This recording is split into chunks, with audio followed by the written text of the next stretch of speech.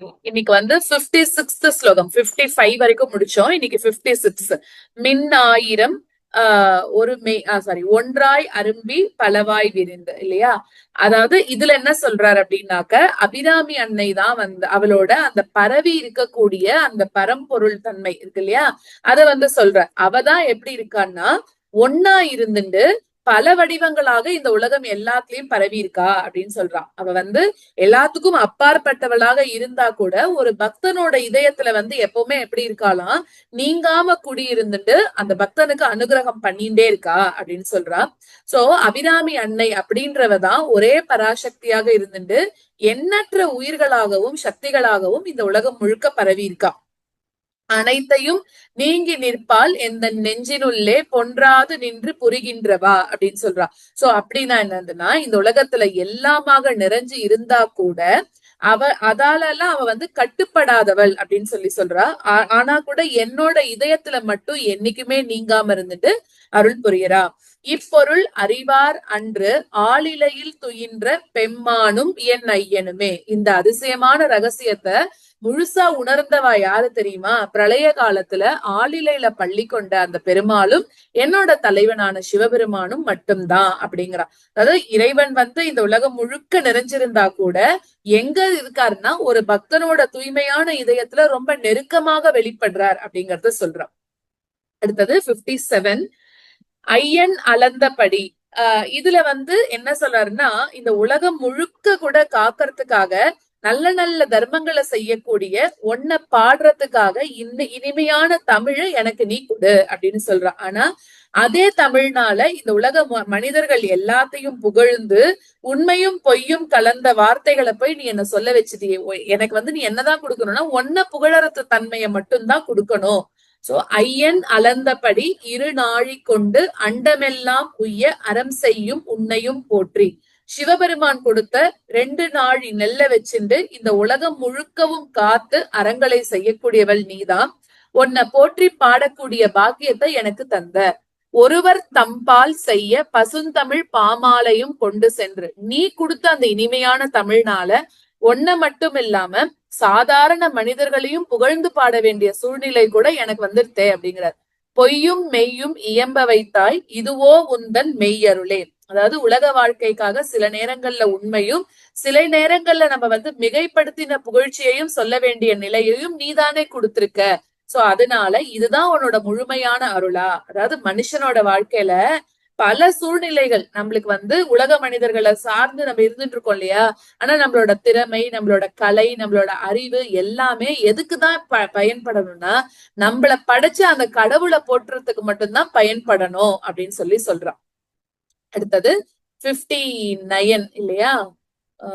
59 அருணாம்புயத்தும். Okay. அருணாம்புயத்தும் என் சித்தாம்புயத்தும் அமர்ந்திருக்கும் அபிராமி அன்னை வந்து விடியற் காலையில வந்து மலர்ந்தக்கூடிய செந்தாமரையிலையும் பக்தனோட மனத்தாமரையிலையும் ஒரு சேர இருக்காளாம். தருணாம்புயமுலை தையல் நல்லால் தகைசேர் நயன கருணாம்புயமும் கருணாம்புயமும். அதாவது தாமரை மொட்டு போல அந்த மார்பகங்களும் அளவில்லாத கருணை பொழியக்கூடிய தாமரை கண்களையும் உனக்குதான் இருக்கு அப்படின்னு சொல்ற. பதனாம்புயமும் கராம்புயமும் சரணாம்புயமும். அம்பாளோட தாமரை முகம், தாமரை மாதிரி இருக்கக்கூடிய திருக்கரங்கள், தாமரை போல இருக்கக்கூடிய திருவடிகள், இது எல்லாமே பக்தருக்கு என்ன பண்றதுன்னா அருள், பாதுகாப்பு, முக்தி எல்லாத்தையும் கொடுக்கறதாம். அல்லால் கண்டிலேன் ஒரு தஞ்சமுமே. சோ அந்த அபிராமி அன்னைய தவிர வேற புகலிடம் எனக்கு எதுவுமே இல்ல. உலகத்துல நிலையான ஆதரவுன்றது எதுவுமே கிடையாது. அபிராமி அன்னையோட திருவடிகள் மட்டும்தான் நம்மளுக்கு நிரந்தரமான ஆதரவு அப்படின்னு சொல்றார். அடுத்தது 59. தஞ்சம் பிரிதில்லை ஈதல்லது. இதுல வந்து ஒன்ன தவிர வேற தஞ்சம் இல்லை அப்படிங்கறது தெரிஞ்சிருந்தோம் ஒன்ன அடையக்கூடிய அந்த தவ நெறியில என்னோட மனச முழுமையாக என்னால செலுத்த முடியல அப்படின்னு மனமுருகி சொல்றாரு இந்த இடத்துல. இருந்தா கூட ஒரு அம்மா என்ன பண்ணுவா, குழந்தை எதனா தவறு பண்ணிட்டா பொறுத்துன்றுவா இல்லையா. அதே மாதிரி அபிராமி அன்னையும் கூட என்ன பண்றா, தன்னோட பக்தர்களோட தப்ப வந்து ரொம்ப பொறுத்துக்கிறா அப்படின்னு அர்த்தம். தஞ்சம் பிரிதில்லை ஈதல்லது என்று உன் தவநெறிக்கே நெஞ்சம் பயில நினைக்கின்றிலேன். சோ ஒன்ன தவிர வேற புகலிடம் இல்ல அப்படிங்கறத தெரிஞ்சிருந்தோம் ஒண்ணு அடையறதுக்கான தவநெறியில ஏன் என்னோட மனசை அதுல போய் கொண்டு போக முடியல அப்படின்னு தன்னோட குறைய சொல்லிக்கிறார். ஒற்றை நீள் சிலையும் 5 அம்பும் இக்கு அலராகி நின்றாய், கரும்பு வில்லையும் 5 மலர் அம்புகளையும் ஏந்தி அருள் புரியக்கூடிய திரிபுர சுந்தரியா இருக்கக்கூடிய ஒன்ன தியானம் பண்ற அப்படிங்கிறார். அறியார் எனினும் பஞ்சு அஞ்சு மெல்லடியார் அப்படின்னா இந்த உலகத்துல இருக்கக்கூடிய தாய்மார்கள் எல்லாருமே எப்படி ரொம்பவும் மென்மையான இதயமுடையவர்கள். அவ குழந்தைகள் என்னதான் தப்பு பண்ணா கூட வெறுத்து ஒதுக்குறது இல்லை இல்லையா. அடியார் பெற்ற பாலரையே, அப்படிப்பட்ட தாய்மார்கள் அவளோட பிள்ளைகளை மன்னிக்கிற மாதிரி நீயும் உன்னோட பக்தர்களா இருக்கக்கூடிய எங்களை மன்னிச்சு நீ எங்களுக்கு அருள் புரியணும் அப்படின்னு சொல்ற. அடுத்தது 60. பாலினும் சொல் இனியாய். இதுல அம்பாலோட திருவடிகளோட மகிமைய சொல்றார். திருமாலும் தேவர்களும் வணங்கக்கூடிய சிவபெருமானோட சடையிலையும் 4 வேதங்களோட உச்சி பீடத்திலையும் இருக்கக்கூடியதுதான் அம்பாலோட திருவடிகளாம். தன்ன மாதிரி தகுதி இல்லாதவனோட தலையிலையும் அவ்வளோ பெரிய உயர்ந்த திருவடி பதிஞ்சிருக்கே, இதை விட ஒரு பெரிய அனுகிரகம் எதனா இருக்கா அப்படின்றார்.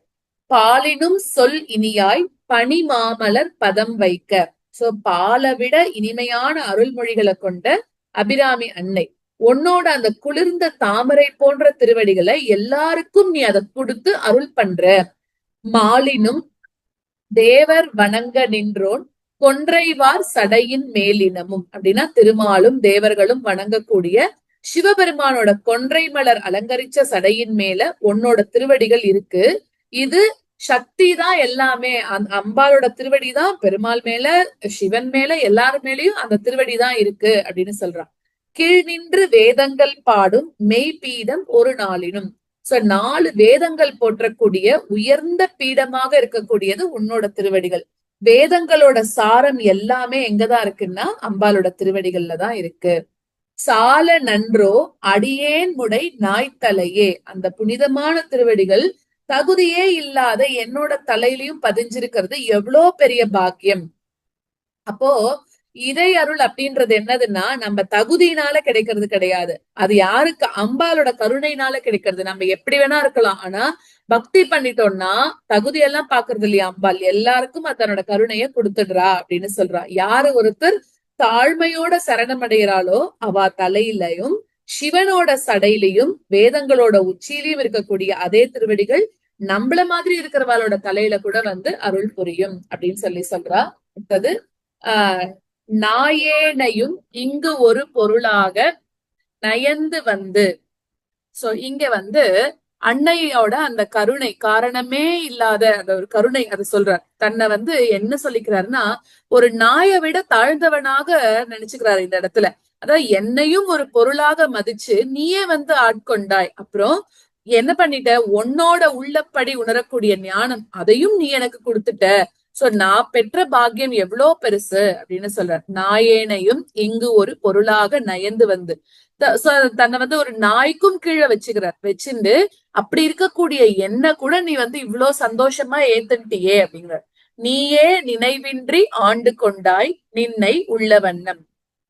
அப்போ என்னோட முயற்சி எதுவுமே இல்ல, உன்னோட கருணையால என்ன நீ ஆட்கொண்டாய். அது மட்டும் இல்லாம உன்னோட வடிவத்தை காமிச்சு எனக்கு நீ உன்னோட அனுகிரகத்தை பண்ண. பேயேன் அறியும் அறிவு தந்தாய் என்ன பேரு பெற்றேன். அறிவில்லாத எனக்கு மெய் ஞானத்தை நீதான் கொடுத்த. இதை விட பெரிய பாக்கியம் எதனா இருக்குமா? தாயே மலைமகளே செங்கன்மால் திருத்தங்கைச்சியே. சோ பார்வதியாகவும் திருமாலோட தங்கையாகவும் இருக்கக்கூடிய பராசக்திய பல திருநாமங்களால இந்த இடத்துல சொல்லி அன்போட வணங்குறார். அதாவது பெருமாளை போய் நம்ம சேவிக்கணும், அவரை போய் அடையணும்னா அது நம்ம திறமை இருந்தா மட்டும் போராது. அதுக்கு யார் முடிவு பண்ணணும்? நீ என்கிட்ட வரணும்னா அம்பாள் தான் நம்மள தேர்ந்தெடுக்கணும் இல்லையா? அதுதான் இங்க சொல்ற. அன்னையோட அருள் தான் முதல் காரணமாக இருக்கணும். ஒருவேளை நம்மளுக்கு அவளோட அருள் கிடைச்சிருத்தோம் அப்படின்னா நம்மளுக்கு என்ன கிடைக்கும்? நம்மள சுத்தி இருக்கக்கூடிய மாயை எல்லாம் நீங்கி உண்மையான அறிவு நம்மளுக்கு கிடைக்கும் அப்படின்னு சொல்றான். அதுக்கு நம்ம என்ன பண்ணணும்? அது மாதிரி நம்மளுக்கு கிடைக்கணும்னா என்ன பண்ணணும்? ரொம்ப தாழ்மையோட கூட அந்த பாதங்களை நம்ம சரணடையணும் அப்படின்றான். தங்க சிலை கொண்டு தானவர். ஓகே, 62. இதுல வந்து அபிராமி அன்னையோட அந்த அழகான வடிவம் இருக்கு இல்லையா, அது வந்து தன்னோட மனசுல எப்பவுமே நிலைச்சிருக்கணும் அப்படின்னு சொல்றாரு. மேரு மலைய வந்து வில்லாக கொண்டு திரிபுரங்களை அழிச்ச சிவபெருமானோட உடம்புல பாதியாக இருக்கக்கூடிய பராசக்தி அபிராமி. அவ என்னெல்லாம் வச்சுட்டு இருக்கா, கரும்பு வில், மலரம்பு, இதெல்லாம் சொல்ல போறாரு இதுல. சோ தங்கச் சிலை கொண்டு தானவர் முப்புறம் சாய்த்து மத வெங்கண்கரி உரி போர்த்த செஞ்சேவகன் மெய்யடைய அப்படின்னு வருது இல்லையா. அப்போ மேருமலை இருக்கே, அந்த மேருமலைய வந்து வில்லாக வச்சிருந்து திரிபுர அசுரர்களை அழிச்சு யானை தோலை போட்டு இருக்கக்கூடிய சிவபெருமானோட உடம்புல இடப்பாகமாக இருக்கக்கூடியவள் அபிராமி அன்னை. கொங்கை குறும்பை குறியிட்ட நாயகி அப்படின்னா இளமையும் பேரழகும் நிறைஞ்ச மார்பகங்களோட இருக்கக்கூடிய பராசக்தியான அபிராமி இந்த உலகத்துக்கு அன்பும் அருளும் வழங்கக்கூடிய தாயாக இருக்கா. கோகனக செங்கை கரும்பும் மலரும், அம்பாலோட அந்த செந்தாமரை மாறி இருக்கக்கூடிய திருக்கரங்கள்ல கரும்பு வில்லும் 5 மலர் அம்புகளும் இருக்காம். அது வந்து ஆசைகளை வென்று பக்தர்களை இறை வழியில கொண்டு போகக்கூடிய அருளுக்கு அடையாளங்களாக இருக்கு. எப்போதும் என் சிந்தையதே. இந்த மாதிரி அம்பாலோட திவ்ய வடிவம் தான் என்னோட மனசுல எப்பவுமே நிலைச்சிருக்கு அப்படின்னு சொல்ற. நெக்ஸ்ட் 63. தேரும்படி சில ஏதுவும் காட்டி. இதுல வந்து அம்பாள் தான் வந்து 6 சமயங்களுக்கும் தலைவியான பராசக்தி அப்படின்னு சொல்றாரு. இந்த உயிர்கள் வந்து முக்திய அடையறதுக்கான வழிய வந்து அம்பாள் தான் காட்டி கொடுக்கறா. சோ இதெல்லாம் தெரிஞ்சிருந்தும் கூட வேறு வழிதான் சிறந்தது அப்படின்னு வாதாடுறவாளுக்கு உண்மையை எடுத்துரைக்கிறது. ஒரு குச்சியால மலைய உடைக்கிறதுக்கு நம்ம ட்ரை பண்ற மாதிரிதான். உயிர்கள் வந்து இந்த அம்பாளை போய் அடையணும் அப்படின்னு சொல்லக்கூடிய வழிய பலவிதமாக நம்மளுக்கு அவளே காமிச்சு கொடுக்கறாளாம். அவளோட உபதேசம் மனுஷனோட முக்தி பாதையை நோக்கி கூட்டின்னு போறது. குன்றில் கொட்டும் தறி குறிக்கும், அதாவது உண்மையை ஏற்க மறுக்கிறவாளுக்கு நம்ம போய் என்னதான் அவளுக்கு சொன்னா கூட எப்படி இருக்கும்னா ஒரு சின்ன குச்சியால அந்த மலையை உடைக்கிற மாதிரி அப்படின்னு சொல்றான். சமயம் 6ம் தலைவி இவளாய் இருப்பது அறிந்திருந்தும், 6 சமயங்களுக்கும் மூலசக்தியாக இருக்கிறது அபிராமி தான் அப்படின்னு சாஸ்திரங்கள் சொல்றதாம்.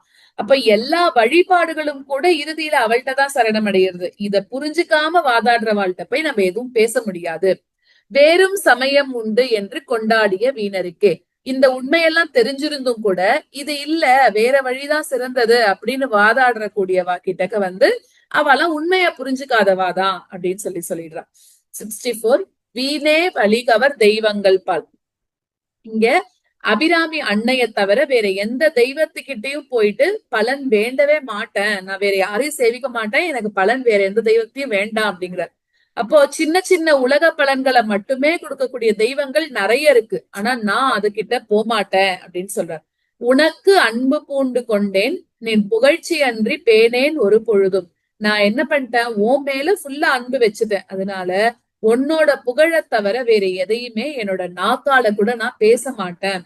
திருமேனி பிரகாசமன்றி காணேன் இரு நிலமும் திசை 4ம் ககனமுமே. இந்த பூமியிலும் இந்த 4 திசைகள்லயும் ஆகாயத்துல எல்லா இடத்துல நான் என்ன பாக்குறேன்னா உன்னோட திவ்ய ஒளிதான் பாக்குறேன். அப்ப இந்த உலகம் முழுக்க கூட அம்பாளோட அருள் தான் இருக்கு அப்படின்னு சொல்றாரு. 65. ககனமும் வானும் புவனமும். இதுல வந்து அம்பாளோட ஒரு அளவற்ற சக்தி, கருணை இதெல்லாம் சொல்றார். சோ முதல்ல ககனமும் வானும் புவனமும் காண, உலகமே பார்க்கும்படி அந்த மன்மதனை எரிச்ச சிவபெருமானுக்கே அதுக்கப்புறம் குடும்ப வாழ்க்கையோட ஆனந்தத்தையும் மகப்பேற்றையும் யாரு கொடுத்தான்னா அம்பாள் தான், அபிராமி தான். தடக்கையும் செம்முகனும் 3 என தோன்றிய மூதறிவின் மகனும், 6 திருமுகங்களும் 12 திருக்கைகளோட இருக்கக்கூடிய ஞானத்து வடிவா இருக்கக்கூடிய முருகப்பெருமான் சிவபெருமானோட மகனாக தோன்றினார்.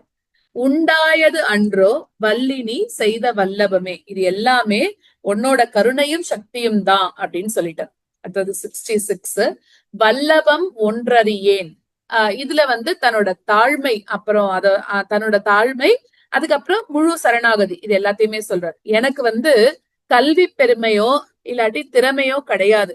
ஆனா எனக்கு என்ன இருக்கு, அப்புறம் உன்னோட திருவடிகளை தவிர வேற எந்த பற்றுமே கிடையாது அப்படின்ட்டார். நான் பாடின சொற்கள்ல ஏதாவது குறைகள் இருந்தா அது எப்படி இருக்குன்னா அதையும் உன்னோட ஸ்தோத்திரமாவே எடுத்துக்கோ அப்படின்னு சொல்றார். வல்லபம் ஒன்றறியேன். சோ இதுல என்ன சொல்லிக்கிறார், எனக்கு கல்வியோ புலமையோ பெருமையோ எதுவும் கிடையாது, உன்னோட மலர் போன்ற திருவடிகளை தவிர வேற எந்த ஆதாரமுமே இல்ல அப்படின்னு சொல்றார். பசும் பொற்பொறுப்பு வில்லவர் தம்முடன் வீற்றிருப்பாய். மேருமலைய வில்லாக கொண்ட சிவபெருமானோட இடப்பாகத்துல அமர்ந்திருக்கக்கூடிய பராசக்தி நீதான். வினையேன் தொடுத்த சொல் அவமாயினும். சோ நான் பாடின பாட்டுல ஏதாவது இலக்கிய குறைகள் இருக்கலாம், இருந்தாலும் நின் திருநாமங்கள் தோத்திரமே, அது எல்லாமே உன்னோட திருநாமங்களை போற்றுவதற்காகவே பாடப்பட்டது. அதனால நீ என்ன பண்ணணும், அதையும் ஆசையோட எடுத்துக்கோ அப்படின்னு சொல்ல. 67 தோத்திரம் செய்து தொழுது. இதுல அபிராமி அன்னைய போற்றி வணங்கி அவளோட திவ்ய திருவுருவத்தை ஒரு கணமாவது மனசுல தியானிக்காதவர்களோட வாழ்க்கையில நற்குணங்களும் பெருமைகளும் படிப்படியாக குறையும் அப்படின்னு எச்சரிக்கிறார் இந்த ஸ்லோகத்துல. சோ தோத்திரம் செய்து தொழுது மின்போலும் நின் தோற்றம் ஒரு மாத்திரை போதும் என் மனத்தில் வையாதவர். அபிராமி அன்னைய போற்றி வணங்காம மின்னல் மாதிரி ஒளி வாய்ந்த அவளோட திருவுருவத்தை ஒரு கணம் கூட மனசுல நினைக்காதவா யாராவது இருந்தான்னா பெருமாள் அம்பாள் அனுகிரகத்துல இருந்து விலகி போயிட்டே இருக்கலாம்.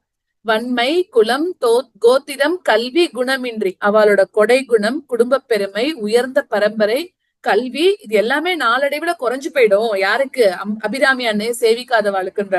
நாளும் குடில்கள் தோறும் பாத்திரம் கொண்டு பலிக்கு உழலா நிற்பர். அப்படி ஒரு இறையருள் இல்லாததுனால அவ வாழ்க்கையில தாழ்வு ஏற்பட்டு பிரத்தியாரோட உதவிய தேடி போகக்கூடிய நிலைமை வருமா. பார் எங்குமே இந்த நியதி உலகம் எல்லா இடத்துலயும் பொருந்தும் அப்படின்னு சொல்லி முடிக்கிறார். 68 பாரும் புனலும் கனலும் வெங்காலும் படர் விசும்பும். சோ இதுல ஐம்புலன்களோட அடிப்படையாக இருக்கக்கூடிய பராசக்தி அவதான் அபிராமி அன்னை அப்படின்னு சொல்ற.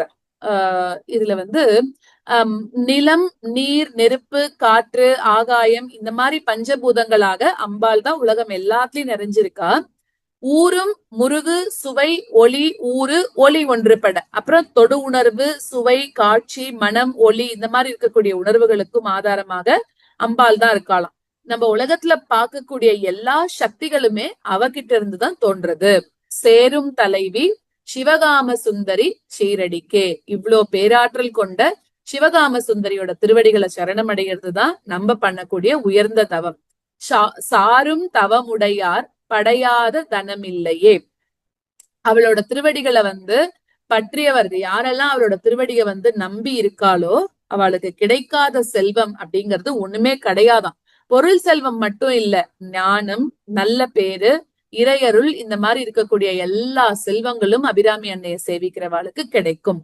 தனம் தரும் கல்வி தரும் ஒரு நாளும் தளர்வரையா. சோ அபிராமி அன்னையோட கடைக்கண் பார்வை அதோட மகிமை என்ன அப்படின்னு சொல்றார்.